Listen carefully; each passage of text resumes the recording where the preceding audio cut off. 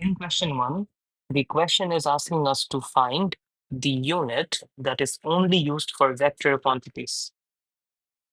If you see the options over here, you can see option A is talking about joules. Joules is used in terms of work done or energy transferred.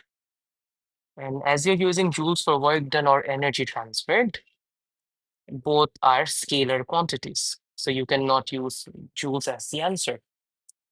In option B, you can see it is meters. But meter is used for both distance and displacement. Distance and displacement. So meter can be used for both a scalar quantity and a vector quantity. But in the question, they're telling you to find only used with vector quantities. So the word only is written over there. So B cannot be the answer. In case of C, that is newtons, and it is used for force. And yes, force is a vector quantity. So the answer is C. D is not your answer, as what is the unit of power? And in case of power, what is the meaning of power? It is the rate of change of work done. So yet, power is a scalar quantity. So the correct answer in this case is C.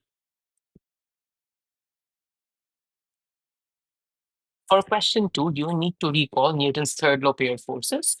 So if you simply remember that for Newton's third law pair forces, the forces that you're talking about needs to be of the same type. And if you can recall that, you can simply answer this question. So what is the meaning of the same type? So if you're talking about gravitational force, so the other pair force needs to be gravitational force as well. And another thing is Newton's third law. In case of Newton's third law, you have to talk about two different bodies. You cannot talk about the same object. You have to talk about two different bodies. And the force is acting on two different bodies. So if you see the option here, in this question, they're telling you that you have an object, you have a box here, and if you leave the box, it's going to go downwards. If you keep a box over here, and if you leave it, it's just going to go down the ramp. And what are the Newton's third law forces acting on it? And you have to choose the forces among this free body force diagram. So if you analyze the free body force diagram, you have over here is W, that corresponds to weight of the box.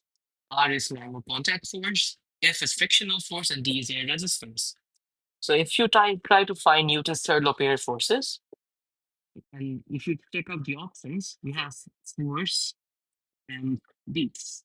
You have a frictional force, you have an air resistance. These two are not the same type of force, as frictional force is a contact force. As the box is getting frictional force from the ramps due to the contact force. The box is getting frictional force from the ram due to contact force. And D is air resistance that the box is getting because it is in contact with the air, or it is the force exerting. The box is exerting the force on the air. That's why you're getting the air resistance. If you see option C, we're talking about weight and drag. Weight is gravitational force. D, drag is air resistance. So those two are not the same type of forces. Simply weight and R, they're not the same type of forces. Weight is again gravitational force, R is contact force. So our option is B. Why our correct option is B? The reason behind that is both are contact forces. So if you write about F and R is the correct answer. Why? As both forces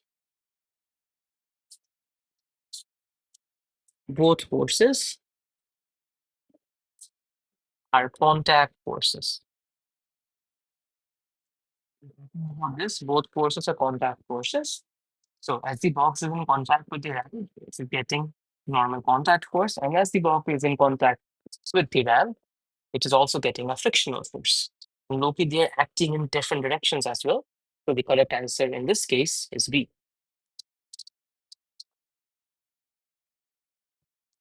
So question C, you can see a roller coaster falling from point P to point Q. And they're telling you to find the velocity of the roller coaster at Q.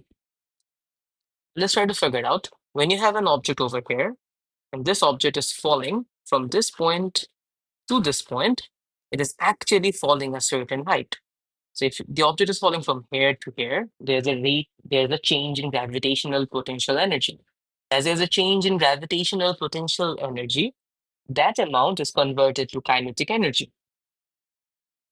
That amount is converted to kinetic energy. So in this question, simply you can write E grav is converted to kinetic energy. So from where are you getting the E graph? E graph is actually change in gravitational potential energy, and that is converted to kinetic energy. So this and this cancels out. So what you have, V square is equals to 2G root over H. So what is the change in height over here? It is 75 minus 30. So you simply get 2 into G into 75 minus 30. So you're simply getting, therefore V will be square root 2G into 45. So it is root over 90G. So the answer is D. So in this case, you simply needed to remember gravitational potential energy is getting converted to kinetic energy. Now, question 4 is a car travels not with a velocity of plus 50 meter per second. So the velocity that you're talking about is plus 50 meter per second. While still traveling north, the car slows to a velocity of 20 meter per second. So while still traveling north, the car slows down to a velocity of plus 20. So 50 from 50 meters per second, the velocity is dropping to 20 meter per second. So which of the following is the change of velocity of the car? Which of the following is the change in velocity of the car? So whenever you're talking about change in velocity, you simply have to figure out change in velocity is actually final velocity minus initial velocity. As you're talking about this, it is going to be final minus initial velocity. So what is the final velocity in this case? The final velocity is actually 20 meter per second, and the initial velocity is actually 50 meter per second. So as it's still moving in the same direction, the plus signs will not be changed. It will be still the same. So according to the formula, you keep the values over there, you put the values over there, and you will get the change in velocity. So the final velocity is 20, and the initial velocity is 50. So the answer corresponds to minus 30 meter per second. So the answer is B. So this means the velocity of the car decreased by 30 meter per second.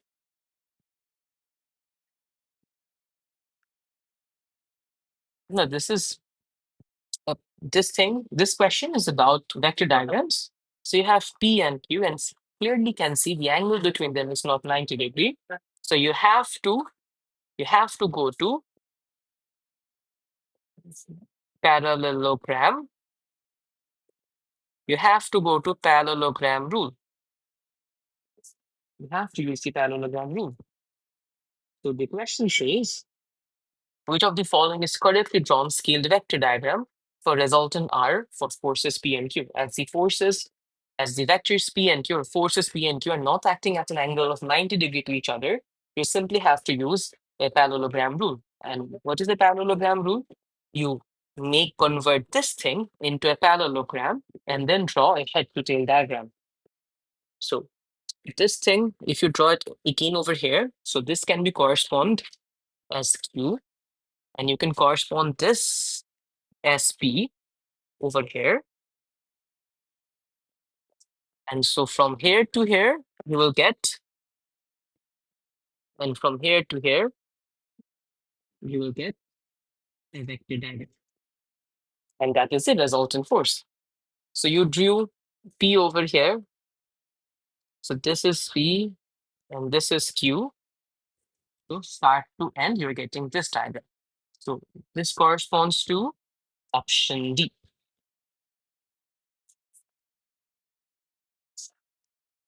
This corresponds to option D. So if you want to draw it separately, it could be it will be something like head to tail, and this is P. Again, head to tail, this is Q. So start to end is the resultant.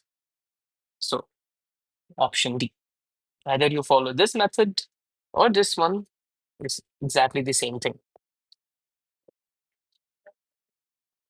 Now for question 6, you can see we're talking about efficiency, and they're telling us to find, talking about efficiency, and they're telling us to find the total energy supplied to the lab, which means you have to just find out the total energy input, and you know the useful energy output, and you also know the efficiency of the lab.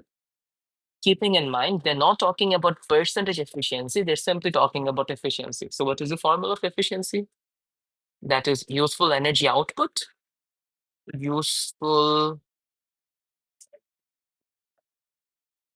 energy output divided by total energy input. That is the formula of efficiency. So what do we know? And they're telling you to find from the option. You just have to choose the correct expression. So if I can write total energy as CE, so useful energy is 120 and efficiency is 0.68. So our option is D. Again, keeping in mind, we are not doing into 100 as they're not telling us to find percentage efficiency. They're just telling us to find efficiency. That's why we're not multiplying the entire formula with 100. Okay. Now, question 7. In question 7, they're telling you to find acceleration of free fall, which is G, and they're talking about a sphere that has been released from rest. And then they're telling you which two quantities would require the fewest measurement to be taken.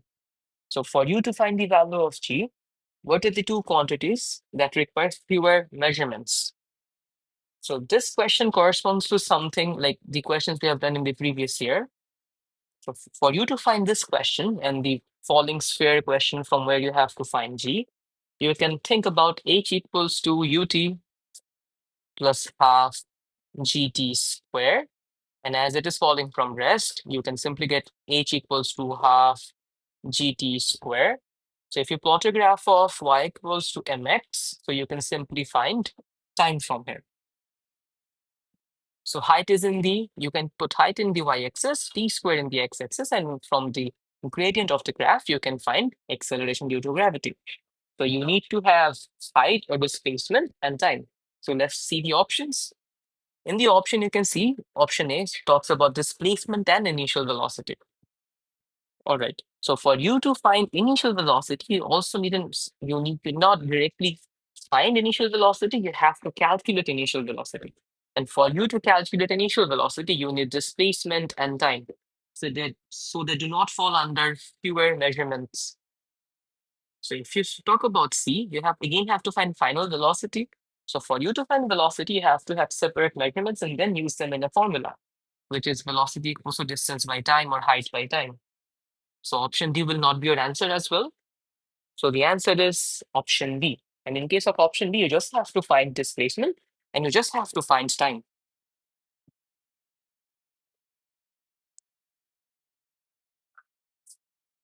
For question 8, they're telling you to find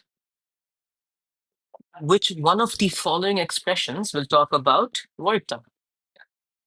And whenever we're talking about work done, and if you consider this thing is following or obeying Hooke's law, then if you plot a graph of force extension graph, force against change in length graph,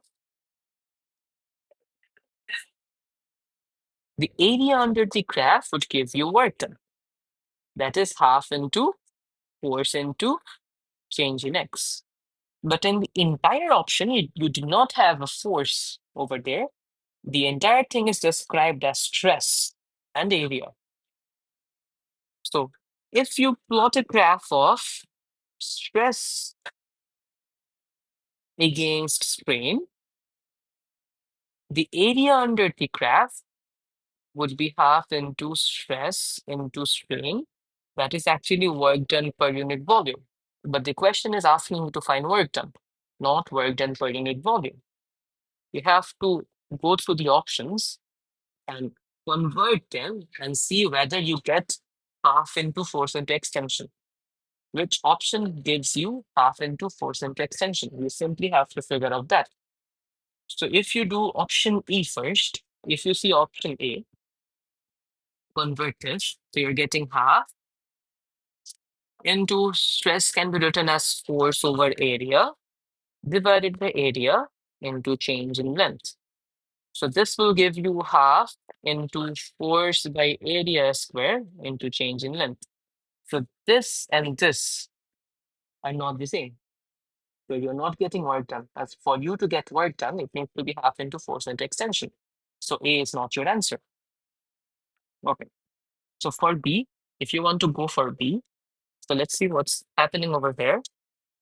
So for B, it will be 1 by 2 again into force over area divided by area into change in x whole square. So you're getting half into force by area square into extension square. Again, this and this, they do not correspond to each other. So option D is not your answer as well. So if we talk about option C, it is 1 by 2 into stress can be written as force by area into area into change in x. So this and this cancels out, and you're simply getting 1 by 2 into force into extension. So you can see this and this is the same thing. So which means option C corresponds to work done. So in this type of a question, what we did trial and error method. We checked option A and saw whether it gives half into force into extension or not. We also did the same thing for option B and C. And as option C did give you half into force into extension, so C is your correct answer.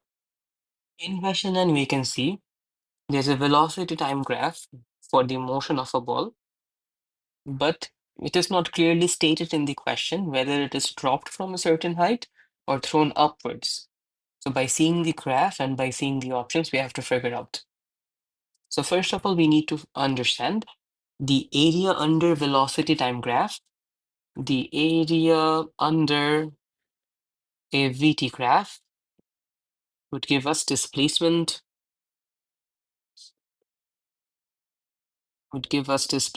height. So it's basically displacement, distance, height. So what we can see in the graph here, the area under the first graph is greater than area under the second graph, which means if you're actually letting the ball go from a certain height, it is falling a certain height and it is rebounding a lesser height, which means the height from which the ball is released and the rebound height both are not same. The height from which the ball was released is greater, and the height and the rebound height of the ball is smaller. So let's see the options here. The ball is dropped and rebounds to its original position. This is not the case. If that was the case, both area under the graph would be same. As the area under the graph are not the same, the ball is not rebounding to the actual height. So option A is not possible. And option A will not be genuinely possible, as after every bounce, the ball will lose energy. If you're doing this experiment and if you're dropping the ball and it rebounces and comes back to your hand, please do actually tell me in the comment that that happened, because that is not obeying the laws of physics, that is something else. So for option B, the ball is dropped and rebounds to a lower position. This seems to be the answer. So let's carry on and see option C and D. The ball is thrown upwards and it is caught at its original position. Again, if this was the case, the area under the graph would be the same. If this was the case, then the ball reached a certain height and fell the same amount of height. So area under the graph would be the same, but it is not the case. And if option D, if it was caught at a higher position, so it wouldn't be here, there wouldn't be a negative velocity as the ball would go up and it will be caught over there. So it will only have a positive grid. It will only have a gradient in the positive grid. So the answer is option B. Why this is so? As the ball falls, it loses energy and rebounds to a smaller height. So we can say this is height from which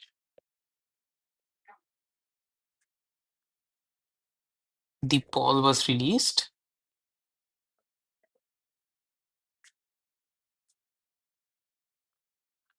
and this is rebound height that has to be smaller. In question 10, they're asking us to depict the velocity time graph to a displacement time graph, and by default, option B and D will be eliminated. The reason behind that is the ball is falling freely under gravity, hence the ball will accelerate, but the option B and D are showing constant velocity, but the ball is accelerating. And in order to show acceleration in a displacement time graph, the graph needs to be curved. So B and D are eliminated. For option A and C, we have to understand that the ball was thrown or dropped from a certain height, and the ball fell and rebounded to a smaller height. But in option A, you can see it is falling a certain height and rebounding a certain height, and there is a huge change in speed as time of interaction is minimum. Time of interaction of the ball with the ground is minimum. So the answer will be option C. The reason behind that is the ball is falling a certain height and it will rebound a smaller height. In this case, you can see the height rebounded and the height fell are almost the same, and the time of impact is negligible, so which refers to a very high change in speed that is not mentioned in question 9. So the answer is 10C.